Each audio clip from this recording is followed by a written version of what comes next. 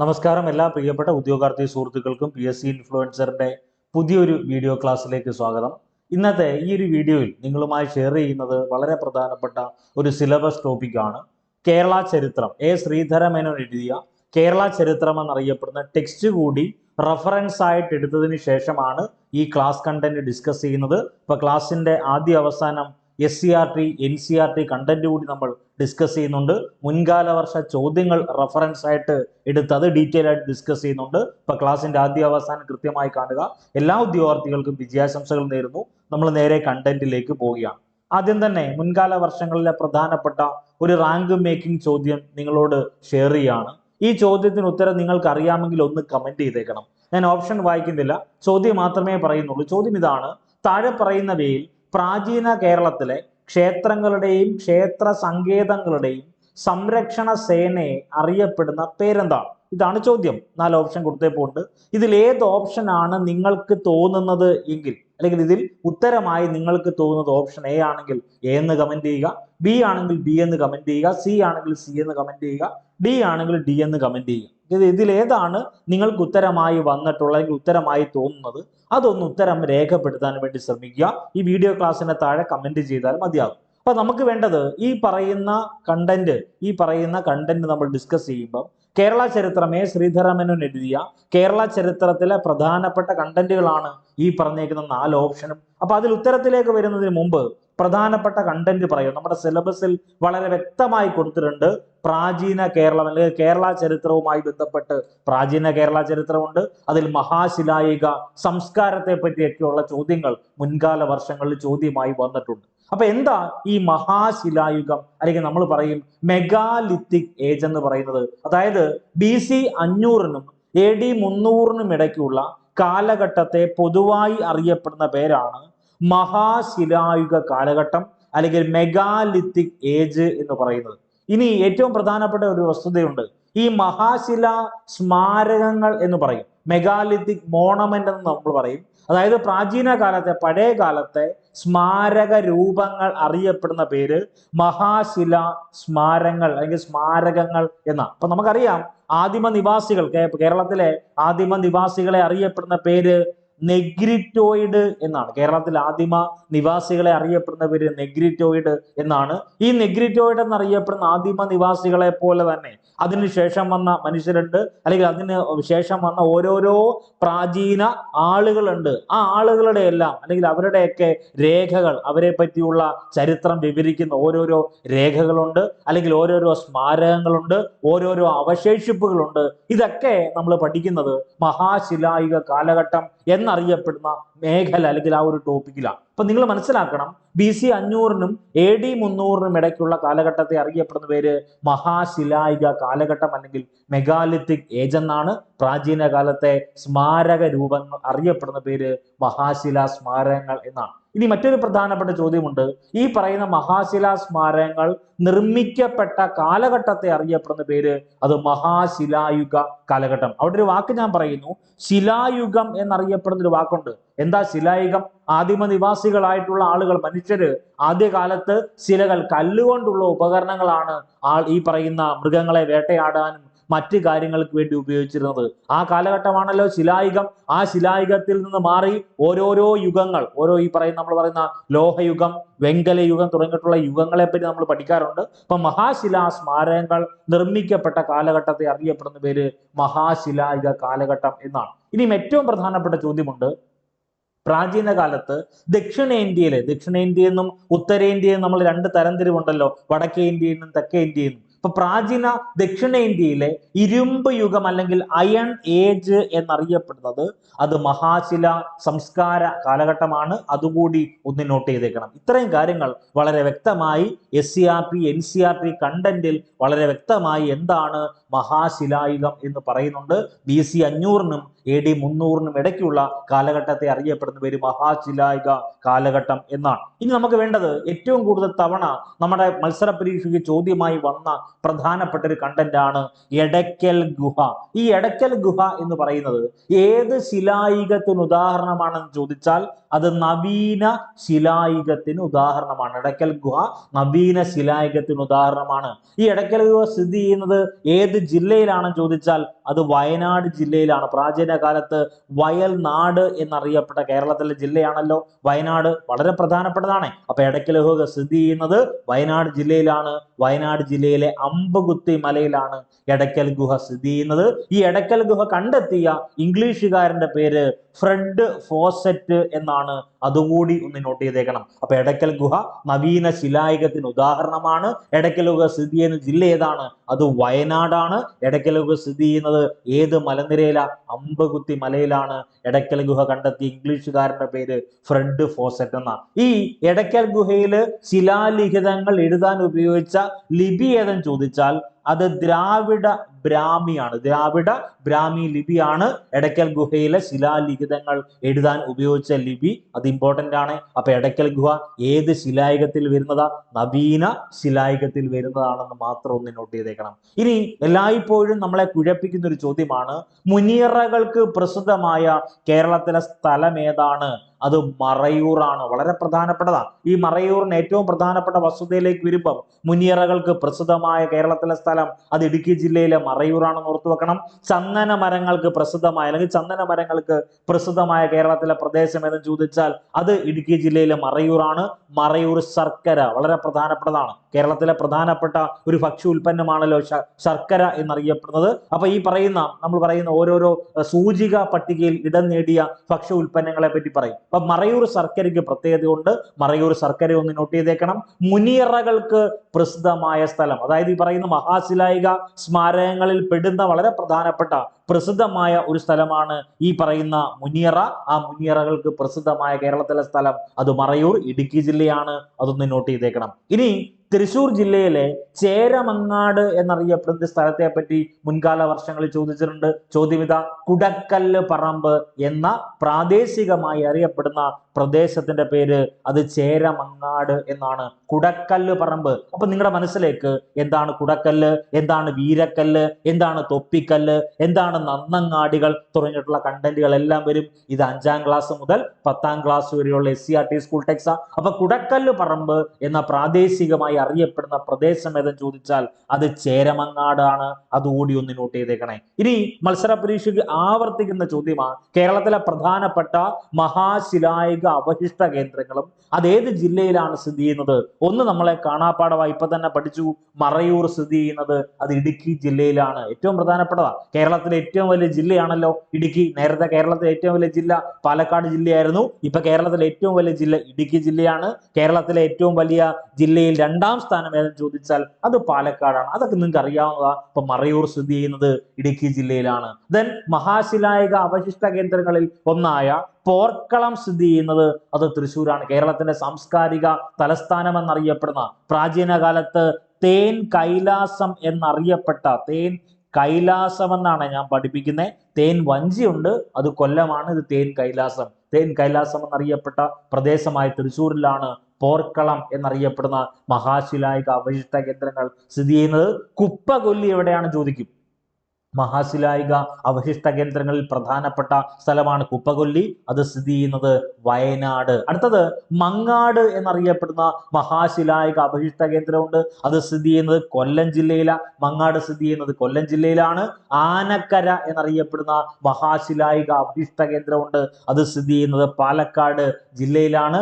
കടനാട് എന്നറിയപ്പെടുന്നത് ഈ പറയുന്ന മഹാശിലായിക അവശിഷ്ട കേന്ദ്രങ്ങളിൽ പ്രധാനപ്പെട്ട ഈ പറയുന്ന സ്മാരക കേന്ദ്രങ്ങൾ അല്ലെങ്കിൽ ശവക്കല്ലറകളായ കടനാട്, ചേരമങ്ങാട് ഇതൊക്കെ സ്ഥിതി ചെയ്യുന്ന എവിടെയാണ് ചോദിക്കും. അപ്പൊ കടനാട് സ്ഥിതി ചെയ്യുന്നത് അത് കോട്ടയം ജില്ലയിലാണ്.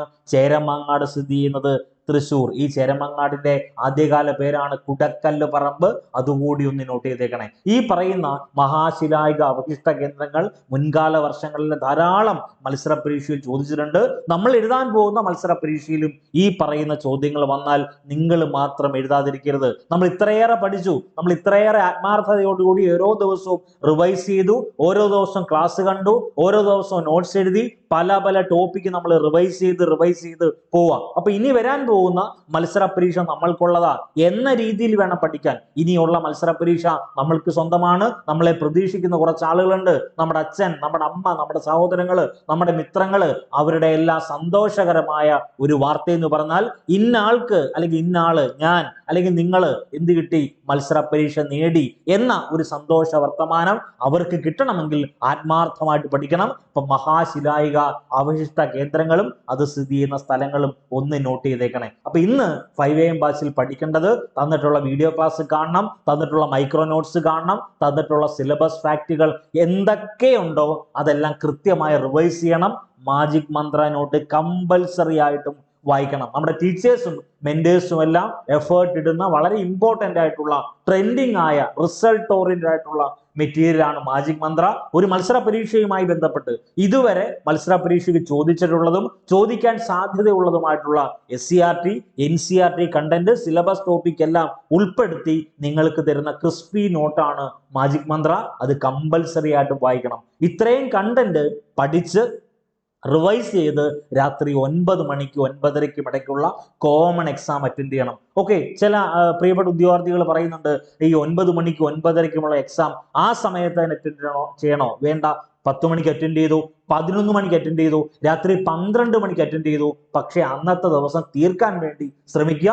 അടുത്ത ദിവസം വീണ്ടും ഈ പറഞ്ഞ 5am ബാച്ചിലേക്ക് നമ്മൾ കണ്ടന്റ് ആഡ് ചെയ്യുക, വീഡിയോ ക്ലാസ് അപ്ഡേറ്റ് ചെയ്യുക, അതെല്ലാം റിവൈസ് ചെയ്യുക. ഇനി വരാൻ പോകുന്ന മത്സര പരീക്ഷ നമുക്കുള്ളതാ. അപ്പൊ ഇനി ഓൾറെഡി നമ്മുടെ ബാച്ചിൽ ഓൾറെഡി ജോയിൻ ചെയ്ത പ്രിയപ്പെട്ട ഉദ്യോഗാർത്ഥികളുണ്ട്. അവർക്ക് വേണ്ടിയല്ല, ജോയിൻ ചെയ്യാൻ ഈ പറയുന്ന പുതിയ ബാച്ചിൽ ജോയിൻ ചെയ്യാൻ താല്പര്യമുള്ളവര് 9072728242 നമ്പറിൽ വാട്സ്ആപ്പ് മെസ്സേജ് അയക്കുക. നിങ്ങൾ ഏത് മത്സര പരീക്ഷയാണോ ഫോക്കസ് കൊടുക്കുന്നത് ആ മത്സര പരീക്ഷ, നിങ്ങളുടെ പേര്, അതിനുശേഷം 5am ബാച്ച് എന്ന് മാത്രം ഒന്ന് മെൻഷൻ ചെയ്താൽ മതി. ഇനി നമുക്ക് വേണ്ടത് ഈ പറയുന്ന SCRT-യിലും NCRT-യിലും ഇമ്പോർട്ടന്റ് ആയി കൊടുത്തേക്കുന്ന ഒരു വാക്കാണ് നന്നങ്ങാടികൾ. ഈ നന്നങ്ങാടികളുടെ മറ്റൊരു പേരുണ്ട് മുതുമക്കത്താഴികൾ എന്നാ പറയുന്നത്. പ്രാചീന കാലത്ത് എന്ന് പറഞ്ഞാൽ കേരളത്തിന്റെ പഴയകാല കാലത്ത് മൃത അവശിഷ്ടങ്ങൾ എന്ന് വെച്ചാൽ ഞാൻ ഒരു രാജാവാണ്, അല്ലെങ്കിൽ ഞാനൊരു പ്രജയാണ്, ഞാൻ ഒരു പടയാളിയാണ് എന്നിരിക്കട്ടെ, ഞാൻ യുദ്ധം ചെയ്യാൻ വേണ്ടി പോവാ, അല്ലെങ്കിൽ മറ്റൊരു രാജ്യത്തെ ആക്രമിക്കാൻ വേണ്ടി പോവാ. ആ സമയത്ത് ഞാൻ വീരമൃത്യു വരിക്കുന്നു, ഞാൻ ഈ പറയുന്ന രാജ്യത്തിന് വേണ്ടി മരിക്കുകയാണെന്നിരിക്കട്ടെ. എന്റെ മൃതാവശിഷ്ടങ്ങൾ, എന്റെ ശരീരാവശിഷ്ടങ്ങൾ എന്ന് വെച്ചാൽ ഞാൻ മരിച്ചു, അല്ലെങ്കിൽ ഞാൻ കൊല്ലപ്പെട്ടു, അല്ലെങ്കിൽ ഈ യുദ്ധത്തിൽ പരാജയപ്പെടുകയോ ജയിക്കുകയോ എന്തോ ആയിക്കോട്ടെ, അങ്ങനെ മൃതാവശിഷ്ടങ്ങൾ അടക്കം ചെയ്ത വലിയ മൺഭരണികളെ അറിയപ്പെടുന്ന പേര് നന്നങ്ങാടികൾ എന്നാണ്. ഈ നന്നങ്ങാടികൾ അറിയപ്പെട്ടിരുന്ന മറ്റൊരു പേരാണ് മുതുമക്കത്താഴികൾ എന്നറിയപ്പെടുന്നത്. ഇതുകൂടി ഒന്ന് നോട്ട് ചെയ്തേക്കണേ. മുതുമക്കത്താഴികൾ NCRT-യിലും SCRT-യിലും ഇങ്ങനെ ഒരു കണ്ടന്റ് ഉണ്ട്, അതൊന്ന് നോട്ട് ചെയ്തേക്കണം. ഇനി അടുത്ത നമ്മൾ നേരത്തെ പറഞ്ഞ വസ്തുത, യുദ്ധത്തിൽ മറ്റ് രാജ്യങ്ങൾ തമ്മിൽ, ഈ പറഞ്ഞ രണ്ട് പ്രവിശ്യകൾ തമ്മിൽ, രണ്ട് പ്രദേശങ്ങൾ തമ്മിൽ യുദ്ധം ഉണ്ടാവുക. ഈ യുദ്ധത്തിൽ മരിക്കുന്ന യുദ്ധത്തിൽ മരിക്കുന്നവരെ നമ്മൾ യോദ്ധാവ് എന്നാ പറയുന്നത്. ഈ യോദ്ധാവിന്റെ ശവകുടീരത്തിൽ സ്ഥാപിക്കുന്ന കല്ലിനെ അറിയപ്പെടുന്ന പേരാണ് വീരക്കല്ല് അല്ലെങ്കിൽ നടുക്കല്ല്. അവൻ വീരനായിട്ടാണ് മരിച്ചത്, അതുകൊണ്ട് തന്നെ അവന്റെ ശവകുടീരത്തിൽ സ്ഥാപിക്കുന്ന കല്ലിന്റെ പേര് വീരക്കല്ല് അല്ലെങ്കിൽ നടുക്കല്ല് എന്നാണ്. അതുകൂടി ഒന്ന് നോട്ട് ചെയ്തേക്കണം. അപ്പൊ രണ്ട് ലോജിക്കാണ്. പ്രാചീന കാലത്ത് മൃതാവശിഷ്ടങ്ങൾ അടക്കം ചെയ്ത വലിയ മൺഭരണികളെ അറിയപ്പെടുന്ന പേര് നന്നങ്ങാടികൾ എന്നാണ്. നന്നങ്ങാടികൾ അറിയപ്പെട്ടിരുന്ന മറ്റൊരു പേര് മുതുമക്കത്താഴികൾ എന്നാണ്. അതുകൂടി ഒന്ന് നോട്ട് ചെയ്തേക്കണേ. ഇനി നമ്മൾ ഈ സിലബസ് ടോപ്പിക് കവർ ചെയ്യുമ്പം ഏറ്റവും ഇമ്പോർട്ടന്റ് ആയി പഠിക്കേണ്ട ഒരു വസ്തുതയാണ് പുരാതന ഗ്രന്ഥങ്ങൾ. പരീക്ഷയ്ക്ക് ചോദിക്കാറുണ്ട്. അപ്പൊ നമ്മൾ പഠിക്കുന്നത് കേരളത്തെ പറ്റിയ, ഇന്ത്യയിലേക്കല്ല, അല്ലെങ്കിൽ ലോക ചരിത്രത്തെ പറ്റിയുള്ള കണ്ടന്റ് നമ്മൾ പഠിക്കേണ്ടിയിരിക്കുന്നു. ഇപ്പൊ നമ്മൾ പഠിക്കുന്നത് കേരളത്തെ പറ്റി പരാമർശമുള്ളതും കാലം കൃത്യമായി നിർണയിക്കപ്പെട്ടതുമായിട്ടുള്ള ഏറ്റവും പുരാതന ഗ്രന്ഥമേതെന്ന് ചോദിച്ചാൽ അത് വാർത്തികമാണ്. അതൊന്ന് നോട്ട് ചെയ്തേക്കണേ. കേരളത്തെ പറ്റി പരാമർശമുള്ളതും കാലഘട്ടം കൃത്യമായി നിർണയിക്കപ്പെട്ടതുമായ ഏറ്റവും പുരാതന ഗ്രന്ഥം ഏതെന്ന് ചോദിച്ചാൽ അത് വാർത്തികമാണ്. കേരളത്തെ സംബന്ധിച്ച് പരാമർശമുള്ള പുരാതനമായ സംസ്കൃത ഗ്രന്ഥം ഏതെന്ന് ചോദിച്ചാൽ അത് ഐതരേയ ആരണ്യകമാണ്. അതുകൂടി നോട്ട് ചെയ്തേക്കണം. ഇനി ഏറ്റവും പ്രധാനപ്പെട്ട SCRT കണ്ടന്റ്, AD 4-ാം നൂറ്റാണ്ടിൽ കേരളത്തെ പറ്റി വർണ്ണന നടത്തിയ ഉത്തരേന്ത്യൻ കവി ആരെന്ന് ചോദിച്ചാൽ അത് കാളിദാസനാണ്. അദ്ദേഹത്തിന്റെ കൃതിയാണല്ലോ രഘുവംശം. അപ്പൊ രഘുവംശം എഴുതിയത് കാളിദാസനാണ്. AD 4-ാം നൂറ്റാണ്ടിൽ കേരള വർണ്ണന നടത്തിയ ഉത്തരേന്ത്യൻ കവിയാണ് കാളിദാസൻ. ഇനി ഏറ്റവും പ്രധാനപ്പെട്ട വസ്തുത, സംസ്കൃത സാഹിത്യത്തിൽ കേരള ചരിത്രത്തിന് പ്രാധാന്യമുള്ള ആദ്യ കൃതികൾ ഏതൊക്കെയാണെന്ന് ചോദിച്ചാൽ, ഒന്ന് തപതി സംവരണം, ദെൻ സുഭദ്ര ധനഞ്ജയം. ഈ രണ്ട് നാടകങ്ങൾ, ഒരു പ്രധാനപ്പെട്ടത് ഒന്ന് നാടകമാണ്, മറ്റൊന്ന് കൃതിയാണ്. അതും ഇമ്പോർട്ടന്റ് ആണ്. തപതി സംവരണം എന്നറിയപ്പെടുന്ന കൃതി ഇമ്പോർട്ടന്റ്. സുഭദ്ര ധനഞ്ജയം എന്നറിയപ്പെടുന്ന നാടകം സംസ്കൃത സാഹിത്യത്തിൽ കേരള ചരിത്രത്തിന് പ്രാധാന്യമുള്ള ആദ്യ കൃതികളാണ്. ഈ പറയുന്ന തപതി സംവരണം എന്നറിയപ്പെടുന്ന കൃതിയും ഈ പറയുന്ന സുഭദ്ര ധനഞ്ജയം എന്നറിയപ്പെടുന്ന രണ്ട് കൃതികൾ എഴുതിയത് അത് കുലശേഖര ആഴ്വാറാണ്. കുലശേഖരന്മാരെ പറ്റി നമ്മൾ പറയും കേരളത്തിന്റെ സുവർണ കാലഘട്ടം എന്നറിയപ്പെടുന്നത് കുലശേഖരന്മാരുടെ കാലഘട്ടമായിട്ടാണ് പരിഗണിക്കപ്പെടുന്നത്. അപ്പൊ ഈ പുരാതന ഗ്രന്ഥങ്ങളെ ഒന്ന് നോട്ട് ചെയ്തേക്കണേ. വാർത്തികം പ്രധാനപ്പെട്ടതാണ്. കേരളത്തെ പറ്റി പരാമർശമുള്ളതും കാലം കൃത്യമായി നിർണയിക്കപ്പെട്ടതുമായിട്ടുള്ള ഏറ്റവും പുരാതന ഗ്രന്ഥം ഏതെന്ന് ചോദിച്ചാൽ അതിനുത്തരം വാർത്തികമാണ്. ഇനി നമ്മുടെ സിലബസിലുള്ള അല്ലെങ്കിൽ കേരള ചരിത്രവുമായി ബന്ധപ്പെട്ട് ശ്രീധരമേനോന്റെ ടെക്സ്റ്റിനെ റെഫറൻസ് ആയിട്ട് നമ്മൾ എടുക്കുമ്പോൾ വളരെ ഇമ്പോർട്ടന്റ് ആയിട്ടുള്ള ഒരു വ്യക്തിയെ പറ്റി ആ പുസ്തകത്തിൽ പറയുന്നുണ്ട്, ശങ്കരനാരായണൻ. എന്താ ശങ്കരനാരായണൻ എന്ന് പറഞ്ഞാൽ? സ്ഥാണുരവി. നമ്മൾ നേരത്തെ പറഞ്ഞു സ്ഥാണുരവിയെ പറ്റി അല്ലെങ്കിൽ കുലശേഖര കാലഘട്ടത്തെ പറ്റിയൊക്കെ നമ്മൾ ഡീറ്റെയിൽ ആയിട്ട് പഠിക്കുമ്പോൾ ഇദ്ദേഹത്തെ പറ്റിയൊക്കെ നമ്മൾ പറയും. സ്ഥാണുരവിയുടെ സദസ്യനും ജ്യോതിശാസ്ത്ര പണ്ഡിതനുമായിരുന്ന വ്യക്തിത്വമാണ് ശങ്കരനാരായണൻ. കുലശേഖര ആഴ്വാരുടെയും രാജശേഖര വർമ്മയുടെയും ശങ്കരാചാര്യർ ഏറ്റവും പ്രധാനപ്പെട്ടതാണ്. ശങ്കരാചാര്യരുടെ ഏറ്റവും പ്രധാനപ്പെട്ട ഒരു പുസ്തകമുണ്ട്, വളരെ ഇമ്പോർട്ടന്റ് ആണ്. ആനന്ദലഹരി എന്ന പുസ്തകം എഴുതിയത് ശങ്കരാചാര്യര. ഈ ആനന്ദലഹരി എന്നറിയപ്പെടുന്ന പുസ്തകം എഴുതിയത് ആരെന്ന് ചോദിക്കുമ്പോൾ നമ്മൾ മനസ്സിൽ കരുതും ബ്രഹ്മാനന്ദ ശിവയോഗിയാണെന്ന്.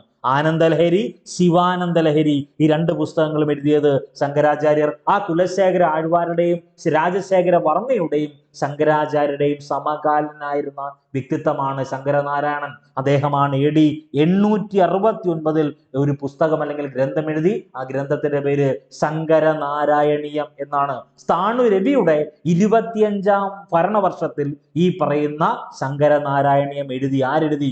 ശങ്കരനാരായണൻ എഴുതി. ഈ പറയുന്ന വളരെ പ്രധാനപ്പെട്ട മറ്റൊരു പ്രധാനപ്പെട്ട വസ്തുത കൂടിയുണ്ട്. സ്ഥാണുരവിയുടെ കാലഘട്ടം ഏറ്റവും കൃത്യമായി സൂചിപ്പിക്കുന്ന ഗ്രന്ഥം ഏതെന്ന് ചോദിച്ചാൽ അത് ശങ്കരനാരായണന്റെ നാരായണീയം, ശങ്കര നാരായണീയം എന്നറിയപ്പെടുന്ന പുസ്തകത്തിലാണ്. അപ്പൊ സ്ഥാണുരവിയുടെ സദസ്യനും ജ്യോതിശാസ്ത്ര പണ്ഡിതനുമായിരുന്ന വ്യക്തിത്വമാണ് ശങ്കരനാരായണൻ. കുലശേഖര ആഴ്വാരുടെയും രാജശേഖര വർമ്മയുടെയും ശങ്കരാചാര്യരുടെയും സമകാലികനായിരുന്നു ആര്? ശങ്കരനാരായണൻ.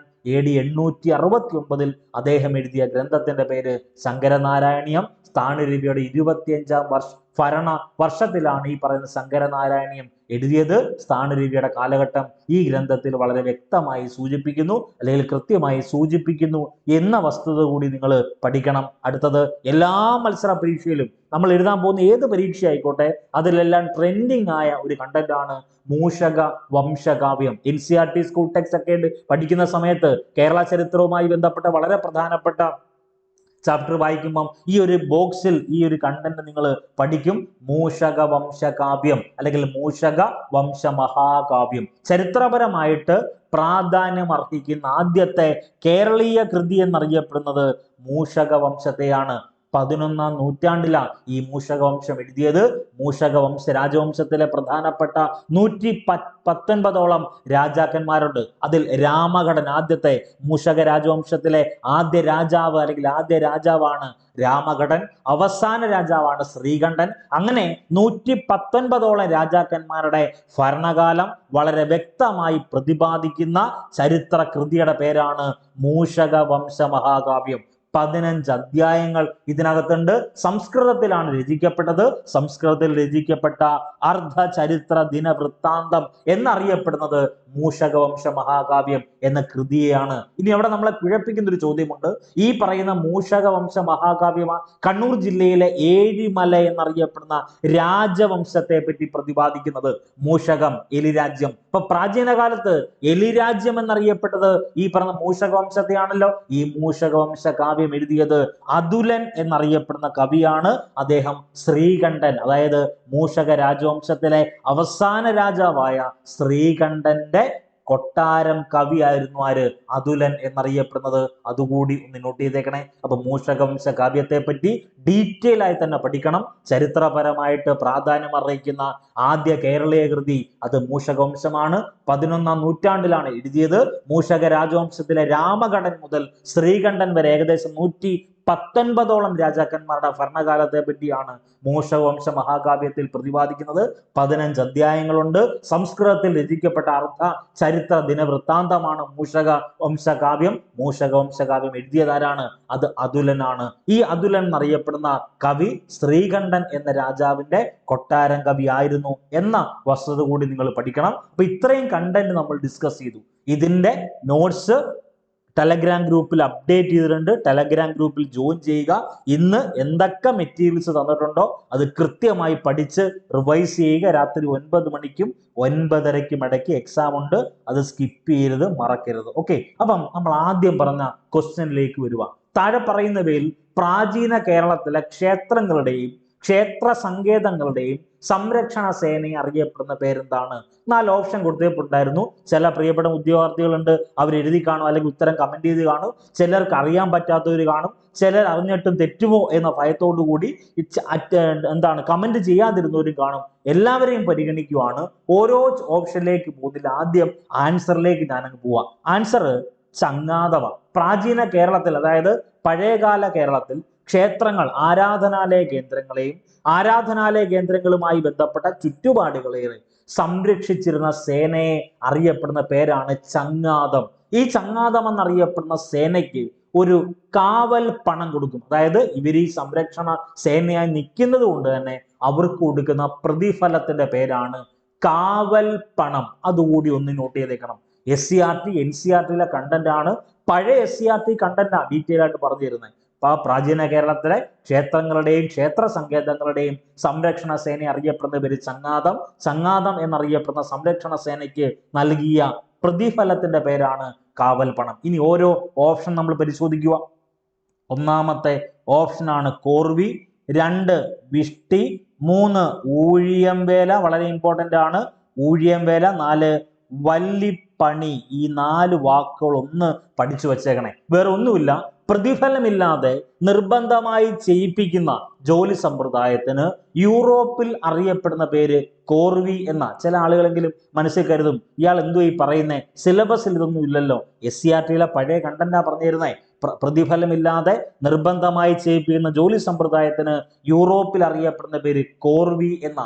ഇതേ സമ്പ്രദായം ഇന്ത്യയിൽ അറിയപ്പെടുന്ന പേര് വിഷ്ടി എന്ന. നമുക്ക് എല്ലാവർക്കും അറിയാം, ഇന്ത്യയിൽ ഓരോ ചരിത്ര നിർമ്മിതികൾ നിങ്ങൾ പരിശോധിച്ചോ, അത് താജ്മഹൽ എടുത്തോ അല്ലെങ്കിൽ കുത്തബ് മിനാർ എടുത്തോ, അങ്ങനെയുള്ള ചരിത്ര നിർമ്മിതികളൊക്കെ ഉണ്ട്. നമ്മൾ മധുര മീനാക്ഷി ക്ഷേത്രത്തെ എടുത്തോ, ആ ക്ഷേത്രത്തിലെ കൊത്തുപണികളുള്ള അലങ്കാരങ്ങളെ നിങ്ങൾ എടുത്തോ, അവിടെ എല്ലാം ചെയ്തേക്കുന്നത് ഈ വിഷ്ടി എന്നറിയപ്പെടുന്ന അടിമ സമ്പ്രദായമാണ്. അതായത് പ്രതിഫലമില്ല. ഇപ്പൊ നോക്കൂ, ഞാനൊരു എക്സാമ്പിൾ, ഞാനൊരു കരകൗശല വിദഗ്ധനാണ്, അല്ലെങ്കിൽ ഞാൻ ഈ പറയുന്ന ഏതെങ്കിലും ഒരു ശില്പിയാണ്, അല്ലെങ്കിൽ ആ ശില്പത്തെ ക്രമീകരിക്കുന്ന വ്യക്തിയാണെന്ന് ഇരിക്കട്ടെ, എനിക്ക് പ്രതിഫലം ഒന്നും തരത്തില്ല, കൂലി ഒന്നും തരത്തില്ല. എന്നോട് പറയും ജോലി ചെയ്തു. ജോലിക്ക് വേണ്ടി എന്നെ നിർത്തിയേക്കുക. ജോലി ചെയ്തതിന് ശേഷം എനിക്ക് യാതൊരു തരത്തിലുള്ള പ്രതിഫലവും തരുന്നില്ല. അങ്ങനെ രീതി ഇപ്പോഴല്ല, നേരത്തെ ഉണ്ടായിരുന്നു. അത് ഇന്ത്യയിൽ അതിനെ അറിയപ്പെടുന്ന പേര് വിഷ്ടി എന്ന. ഇനി തിരുവിതാംകൂറിൽ ഇതിനെ അറിയപ്പെടുന്ന പേരാണ് ഊഴിയംവേല. ഈ ഊഴിയംവേലക്കെതിരെ ആദ്യമായി പ്രതികരിച്ച നവോത്ഥാന നായകൻ ആരെന്ന് ചോദിക്കും. അത് വൈകുണ്ഠസ്വാമികളാണ്. കേരളത്തിൽ ആദ്യത്തെ സാമൂഹിക പരിഷ്കർത്താവ് എന്നറിയപ്പെടുന്ന, കേരളത്തിൽ ആദ്യത്തെ സാമൂഹിക പരിഷ്കരണ പ്രസ്ഥാനം ആരംഭിച്ച, കേരളത്തിൽ ആദ്യത്തെ സാമൂഹിക പരിഷ്കരണ മുന്നേറ്റമായ ചാന്നാർ കലാപത്തിന്റെ ആത്മീയ നേതാവ് എന്നറിയപ്പെടുന്ന വൈകുണ്ഠസ്വാമികളാണ് ഊഴിയംവേലയ്ക്കെതിരെ ആദ്യമായി പ്രതികരിച്ചത്. അദ്ദേഹം പറഞ്ഞ വാക്യം, വേല ചെയ്താൽ കൂലി കിട്ടണം. 4ാമത്തെ വാക്കാണ് വല്ലിപ്പണി. ഇടുക്കി ജില്ലയിലും വയനാട് ജില്ലയിലും പ്രാചീന കാലത്ത് പ്രതിഫലമില്ലാതെ ചെയ്യിപ്പിക്കുന്ന ജോലി സമ്പ്രദായത്തെ അറിയപ്പെടുന്ന പേര് വല്ലിപ്പണി എന്ന. ഈ വല്ലിപ്പണിക്കെതിരെ AK ഗോപാലൻ നടത്തിയ ഒരു സമരമുണ്ട്. ആ സമരത്തിന്റെ പേര് അമരാവതി സത്യാഗ്രഹം എന്ന. അപ്പൊ 2 ഓപ്ഷൻ ക്ലിയർ ആയി. പിന്നീട് 3ാമത്തെ ഓപ്ഷൻ പുറത്തേക്കുന്നത് ദേവസ്വം എന്ന. വേറെ ഒന്നും നിങ്ങൾ ആലോചിക്കേണ്ട. പ്രാചീന കേരളത്തിൽ ക്ഷേത്രങ്ങളുടെ ഉടമസ്ഥതയിലുള്ള ഭൂമിയെ അറിയപ്പെടുന്ന പേര് ദേവസ്വം എന്നാണ്. ബ്രാഹ്മണർക്ക് ദാനമായി കിട്ടിയ ഭൂമി അറിയപ്പെടുന്ന പേര് ബ്രഹ്മസ്വം എന്നാണ്. ദെൻ രാജാക്കന്മാരുടെ സ്വകാര്യ സ്വത്തിനെ അറിയപ്പെടുന്ന പേര്, അല്ലെങ്കിൽ നാടുവാഴിയുടെ ഭൂമി അറിയപ്പെടുന്ന പേരാണ് ചേരിക്കൽ വളരെ പ്രധാനപ്പെട്ടതാണ്. ഒരു വാക്കുകൂടിയുണ്ട്, വിരുത്തി. വിരുത്തി എന്ന് പറഞ്ഞാൽ ആരാധനാലയ കേന്ദ്രങ്ങളിലെ കഴകക്കാർക്ക് പതിച്ചു നൽകിയ ഭൂമി അറിയപ്പെടുന്ന പേരാണ് വിരുത്തി. അതൊക്കെ ഒന്ന് നോട്ട് ചെയ്തേക്കണം. അപ്പൊ നമുക്ക് വേണ്ട ആൻസറിലേക്ക് വരുന്നു. താഴെ പറയുന്നവയിൽ പ്രാചീന കേരളത്തിലെ ക്ഷേത്രങ്ങളുടെയും ക്ഷേത്ര സങ്കേതങ്ങളുടെയും സംരക്ഷണ സേനയെ അറിയപ്പെടുന്ന പേര് ചങ്ങാതം എന്നാണ്. ഈ ചങ്ങാതങ്ങൾക്ക് നൽകിയ പ്രതിഫലത്തെ അറിയപ്പെടുന്ന പേര് കാവൽ പണം എന്നാണ്. അപ്പൊ ഇതിന് നോട്ട്സ് മറക്കരുത്. കോമൺ ടെലഗ്രാം ഗ്രൂപ്പിലും വർക്കൗട്ട് ബാച്ചിന്റെ ടെലഗ്രാം ഗ്രൂപ്പിലും അപ്ഡേറ്റ് ചെയ്തിട്ടുണ്ട്. കൃത്യമായി വായിക്കുക, റിവൈസ് ചെയ്യുക. വരാൻ പോകുന്ന മുഴുവൻ മത്സര പരീക്ഷകളിലും ഉന്നത റാങ്ക് നിങ്ങൾക്ക് കിട്ടട്ടെ എന്ന് ആത്മാർത്ഥമായി പ്രാർത്ഥിക്കുന്നു. നന്ദി, നമസ്കാരം.